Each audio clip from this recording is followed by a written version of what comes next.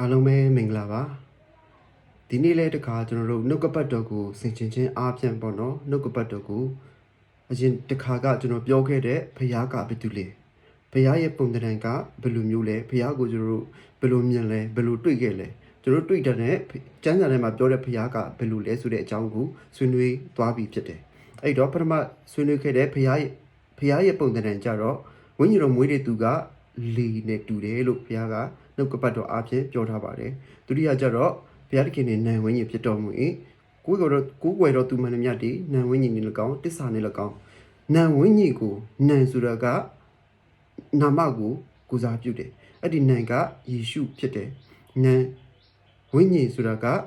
ဘုရားရဲ့ဝိညာဉ်ဖြစ်တယ်ယေရှုရဲ့ဝိညာဉ်ဖြစ်တယ်အဲ့တော့နာမရဲ့ဝိညာဉ်ကိုယေရှုရဲ့ဝိညာဉ်ကိုတစ္ဆာရှိပြီးတော့ကိုးကွယ်ရမယ်ဆိုတဲ့အကြောင်းကိုကျွန်တော်ဆွေးနွေးသွားပါပြီနောက်တစ်ခုကျတော့မမြင်မဲနဲ့ယုံတဲ့သူကမင်္ဂလာရှိတယ်လို့သောမတ်ကိုပြောလိုက်တဲ့အကြောင်းအပြင်သခင်ခရစ်တော်ပြောတဲ့ဘုရားအကြောင်း၃မျိုးကိုနှုတ်ကပတ်တော်အပြင်ကျွန်တော်ဆင်ခြင်ကြည့်မိတဲ့အချိန်မှာအခုကျတော့ဘုရားကိုပဲသိလို့မရဘူးဘုရားအကြောင်းတော့သိခဲ့ပြီးဘုရားကိုတော့ဘယ်သူလဲဆိုတာသိပြီးပြီအဲ့တော့ဒီလောကမှာကြီးစိုးနေတဲ့ဒီလောကမှာအုပ်ဆိုးနေတဲ့ချဲလဲနေတဲ့လူကိုခိုးဖို့တက်ဖို့ဖြစ်စည်းဖို့စ조사နေတဲ့အဲ့ဒီစာရန်အကြောင်းကိုလည်းကျွန်တော်သိရမယ်အဲ့သူဘယ်သူလဲသူဘယ်လိုအလုပ်လုပ်နေလဲသူဘယ်မှာအလုပ်လုပ်တက်လဲဆိုတဲ့အကြောင်းကိုအဲ့ဒီစာရန်ကဘယ်သူလဲဆိုတဲ့အကြောင်းနဲ့ပတ်သက်ပြီးဒီနေ့ဆွေးနွေးသွားမှာဖြစ်ပါတယ်အဲ့ဒီတော့ရှမဿဲအခန်းကြီး24အငယ်24မှာဘယ်လိုပြောလဲဆိုရင်ပေါ့နော်အကြောင်းမူကားခရစ်တော်၏အယောင်ကိုဆောင်တော်သူနှင့်မစ္စာပရောဖက်တို့သည်ပေါ်လာ၍ရွေးချယ်တော်သူတို့ကိုပင်လက်ဖြားနိုင်လဲလက်ဖြားလောက်အောင်ကြီးစွာသောနမိတ်လက္ခဏာအံ့ဖွယ်သောအမှုတို့ကိုပြကြလိမ့်မည်ဒီမှာဆင်ခြင်ကြည့်တဲ့အချိန်မှာပေါ့နော်ခရစ်တော်ဤအယောင်ကိုဆောင်တော်သူဆိုတာတွေ့ရတယ်ခရစ်တော်အတူပေါ့နော်ငါခရစ်တော်ပဲငါကယေရှုပဲဆိုပြီးတော့ပေါ်လာတဲ့အရာတွေပေါ်လာ၍မစ္စာပရောဖက်တဲ့သူပြောတာမစ္စာပရောဖက်ဆိုတာကစာတန်ဖြစ်တယ်အဲ့ဒီတော့ကျွန်တော်တို့လူသားတွေကိုကြည့်မယ်ဆိုရင်ပေါ့မိဘတွေအနေနဲ့ကလေးမွေးမယ်ဆိုရင်ကိုယ့်ရဲ့ကလေးကိုယေရှုလို့နာမည်မှတ်ခေါ်မှာလားဘာဖြစ်လို့လဲကျွန်တော်တို့မမှတ်ခေါ်ဘူးယုံကြည်သူအနေနဲ့ခရိယန်တွေအနေနဲ့ဘာဖြစ်လို့မမှတ်လဲဆိုတာယေရှုကမမှတ်ထိုက်ဘူးနာမတော်ကမြတ်တယ်အဲ့ဒါကြောင့်ကျွန်တော်တို့ကိုးစားတဲ့နာမည်ကိုကျွန်တော်တို့နာမကိုမမှတ်ဘူးအဲ့တော့မယုံကြည်သူတွေကြတော့ယေရှုဆိုတာမှတ်မှာလားသူတို့လည်းသိတယ်ယေရှုဆိုတာကခရိယန်တွေရဲ့ဖခင်ဖြစ်တယ်ဒါပေမဲ့သူတို့အနေနဲ့ဘာဖြစ်လို့မမဲ့ဘူးလဲဆိုရင်ဟိုမှာလက်ဝက်ကတိုင်မှာအစိမ့်တီတွေဆိုတဲ့ဟာကသူတို့အတွက်လုံးဝမကောင်းတဲ့နမိတ်ဖြစ်တယ်အဲ့ဒီအစိမ့်တီတွေဆိုတဲ့အကြောင်းကိုသူတို့မကောင်းတဲ့နမိတ်လို့တတ်မှတ်တယ်အဲ့ဒါကြောင့်မကောင်းတဲ့သူတို့အတွက်ကျတော့မကောင်းဆိုးဝါးရဲ့နာမည်ပေါ့နော်အဲ့လိုတက်ရောက်တော့သူတို့မမဲ့ဘူးယေရှုဆိုတာမမဲ့ဘူးအဲ့ဒါကိုကြည့်ချင်းအားဖြင့်အဲ့ဒါဆိုရင်အဲ့ဒီယေရှုကဘယ်မှာရှိလဲငါကယေရှုပဲဆိုတာဘယ်မှာရှိလဲတို့ကိုယ့်ကိုယ်လည်းမေးကြည့်ပါမှဲ့မလားမမှဲ့ဘူးဆိုရင်တငယ်ချင်းတို့လည်းမေးကြည့်တငယ်ချင်းတို့လည်းမမှဲ့ဘူးဆိုရင်ကဲကဘာပတ်ပြီးမှရှာကြည့်သူများပေးတာပေးရင်တော့ပေးတာရှိမယ်ကိုယ့်ကိုငါသားကိုယေရှုလို့မှဲ့မယ်ဆိုတာမတွေ့ရဘူးအခုကျတော့တရုတ်ပြည်မှာယေရှုမှဆိုပြီးတော့ပေါ်လာတယ်လေဒါပေမဲ့မိစ္ဆာပရောဖက်အများတို့ဒီလိုပြောတယ်ဒီမှာကြတော့လင်းတော့သူကတဦးနှစ်ဦးပဲမဟုတ်တယောက်နှစ်ယောက်ပဲမဟုတ်မစ္ဆာပရောဖက်တို့လို့ပါလို့အများကြီးတွေ့ရတယ်အဲ့ဒီတော့အခုကျွန်တော်ပြောမဲ့မစ္ဆာပရောဖက်ကဘယ်မှာရှိနေလဲဆိုရင်ပေါ့နော်ကျွန်တော်တစ်ချက်ကြည့်ရအောင်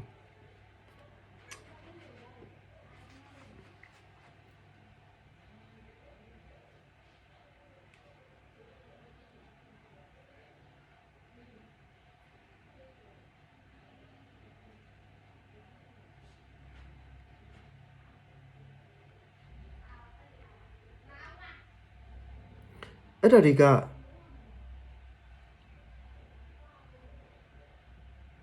ယ်သူလဲဆိုတာကျွန်တော်တို့သိမှာပါနော်အဲ့ဒီပုံတွေ့တာနဲ့ဘယ်သူလဲဆိုတာသိတယ်အခုပြောနေမှာပဲလေအဲ့ဒီပုံပြတာနဲ့သူဘယ်သူလဲဆိုတာ အဲ့ဒီပုံထဲကလူကဘယ်သူလဲဆိုတာချက်ချင်းကိုသိမှာပဲနော်အဲ့တော့ကဲဒီမှာရေးထားတာကိုကြည့်ပါဦး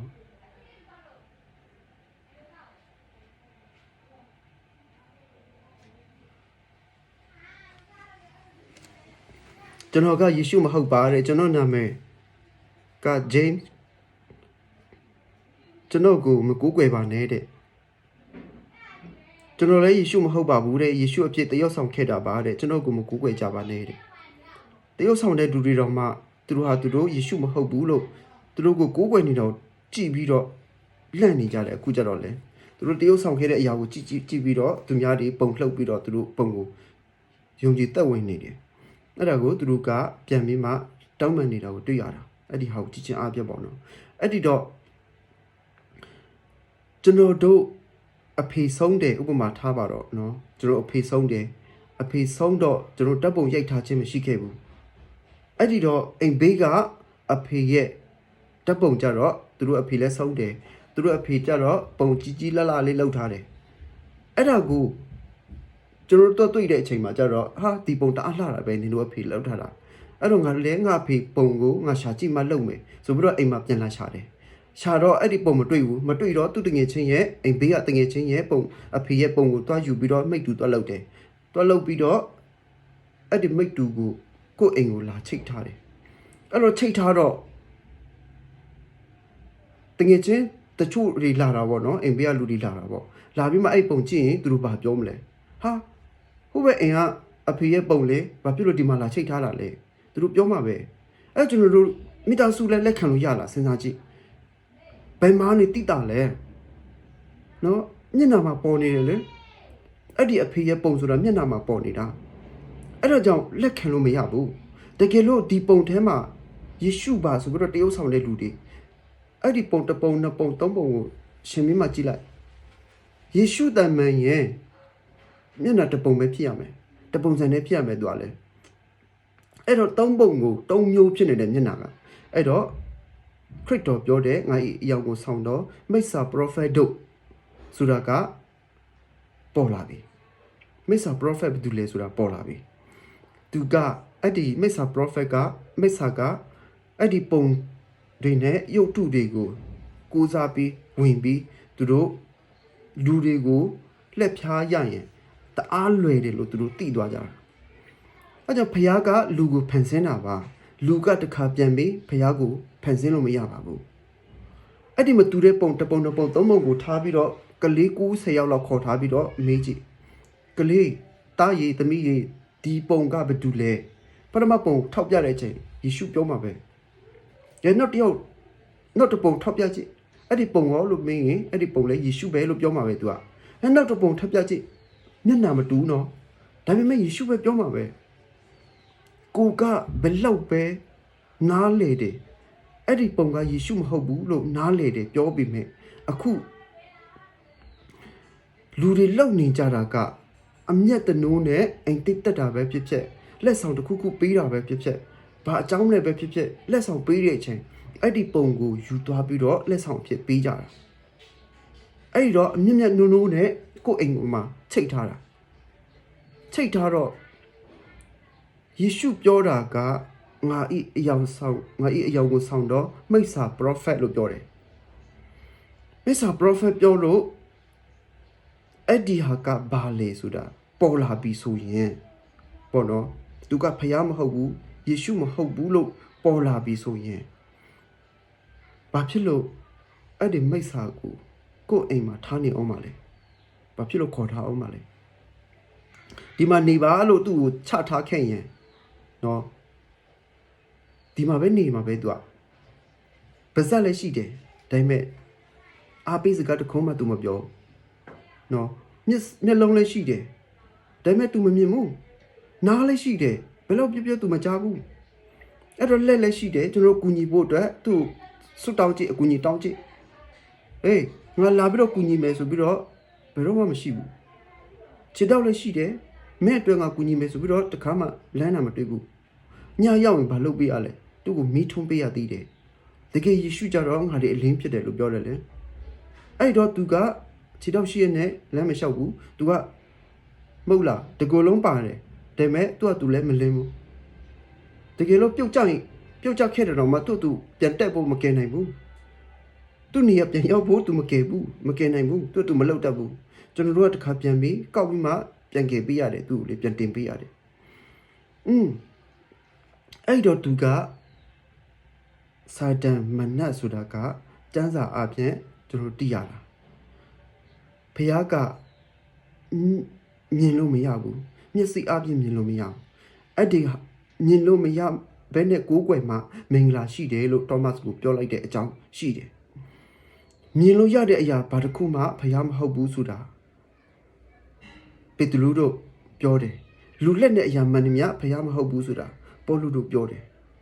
အဲ့တော့တစ်ချက်အားဖြင့်သူတို့လည်းတက်တည်ခံသွားခဲ့တာအကြောင်းလည်းပတ်သက်ပြီးဖះကလူမျက်စိအားဖြင့်မြင်လို့မရဘူးဖះလည်းပြောတယ်လေငါ့ကိုမြင်တဲ့သူအလုံးကတီးတယ်ငါ့ကိုမြင်တဲ့လူတွေကတီးတယ်အဲ့ကြောင့်သူလူကိုမပေးမြင်ဘူးအဲ့တော့ဖះကလူကိုဖန်ဆင်းတာလေလူကတခါပြန်ပြီးဖះကိုပြန်လှုပ်တာအဲ့တော့ဖះဖြစ်နိုင်လားလူကဖះကိုပြန်လှုပ်နိုင်လားစာတန်ရဲ့လက်ဖြာခြင်းကအများကြီးရှိနေပါပြီနော်ကျွန်တော်ပြက်ကတိန်အားဖြင့်ယေရှုပုံပါဆိုပြီးတော့ထည့်လိုက်တယ်အဲ့ဒါအိမ်တိုင်းကိုဝေပြီးတယ်အိမ်တိုင်းကိုဝေပြီးတယ်အဲ့ဒါဘာဖြစ်လဲလို့ကျွန်တော်ကြည့်တယ်နော်အဲ့ဒီရုပ်ပုံရှိတဲ့အိမ်နဲ့ရုပ်ပုံမရှိတဲ့အိမ်ကျွန်တော်ကြည့်တယ်တည်င်းနေမေးတယ်သူတို့ကိုမြင်တဲ့ချက်ရှိလားဝမ်းမြောက်ချက်ရှိလားနေကောင်းလားဘာတွေမေးတဲ့အချိန်ရုပ်ပုံရှိတဲ့အိမ်ကဘယ်လောက်ပဲခရိယန်ဖြစ်နေပါစေဘယ်လောက်ပဲဘုရားတရားကိုင်းဆိုင်နေပါစေနော်စီးအမြဲတမ်းတုံးနေရတယ်ယောဂအမြဲတမ်းကက်ဆွန်းနေတယ်သူဆရာဝန်နဲ့မပြတ်ကုသနေရတယ်အဲ့ဒါကိုကြည့်ချင်းအားဖြင့်သူတို့အိမ်ကိုကြည့်လိုက်တဲ့အချိန်မှာတကယ်အခွင့်ပေးတာကိုတွေ့ရတာစာတန်ကိုအခွင့်ပေးတဲ့အိမ်ဆိုတာသိရတယ်အဲ့ဒီတော့ဖះကဘယ်လိုကိုးကွယ်စေချင်တာလဲ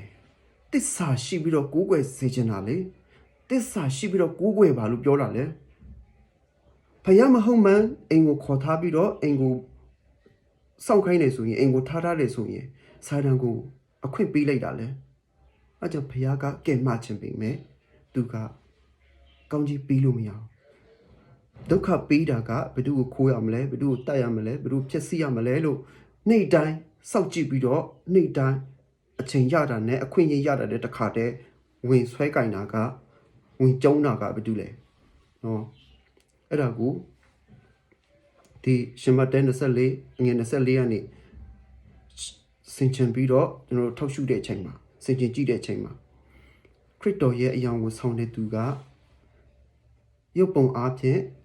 ရုပ်တုအားဖြင့်လူကိုလှက်ဖြားရင်တအားလွယ်တယ်လို့သူသိသွားတာသူသိသွားလို့အဲ့ဒီရုပ်ပုံတွေကပြောမပြတ်တတ်အောင်များပြနေပြီခုလေများပြနေပြီအိမ်တိုင်းလို့အလေးထားပြီးတော့အမျက်တနိုးထားပြီးတော့ချိတ်ဆွဲထားကြတယ်အဲ့တော့ဖះရဲ့အလိုတော်ကဘယ်လိုလဲဝိညာဉ်မွေးတဲ့သူကလေနဲ့တူတယ်မမြင်ရဘူးရှိတော့ရှိတယ်အဲ့တော့နာဝိညာဉ်ကိုတစ္ဆာအပြင်ကိုးကွယ်ရမယ်အဲ့ဒီတော့မမြင်မဲနဲ့ယုံတဲ့သူကမင်္ဂလာရှိတယ်တဲ့အဲ့ဒီနှုတ်ကပတ်တော်ကိုဆင်ခြင်မိတဲ့အချိန်မှာနော်အဲ့ဒီအကြောင်းကိုတွေ့ရပါတယ်အဲ့တော့နောက်ထပ်အဲ့ဒီရုပ်တုစင်တုနဲ့ပတ်သက်တာပဲဖြစ်ဖြစ်ဒီဖះဘယ်သူလဲဆန္ဒဘယ်သူလဲဆိုတဲ့အကြောင်းကိုပဲဖြစ်ဖြစ်တရက်ကိုနည်းနည်းစီဆွေးနွေးသွားမှာဖြစ်ပါတယ်ကြားနာတဲ့သူအရောက်စီတိုင်းဝိညာဉ်တော်ဖော်ပြခြင်းအားဖြင့်ဘုရားသခင်ကောင်းကြီးပေးပါစေနားလေတော့အခွင့်ကိုရကြပါစေအာမင်